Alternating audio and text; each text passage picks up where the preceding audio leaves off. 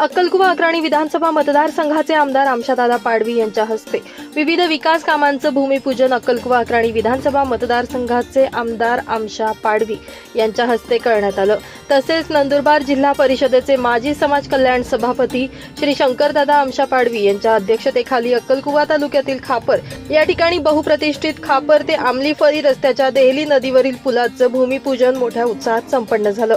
तसेच आमलीफळी ते चांदपूर रस्त्याच्या काकड नदीवरील पुलाचं आणि कोराई भाट्याफळी येथे अंगणवाडी केंद्राचं भूमिपूजन देखील मोठ्या उत्साहात संपन्न झालं।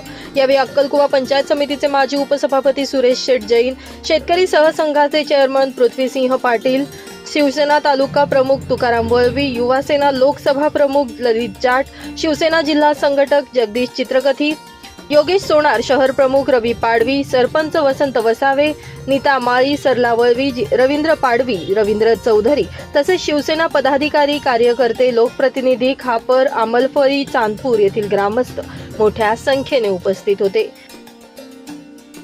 ब्युरो रिपोर्ट, आपला खबऱ्या न्यूज, नंदुरबार।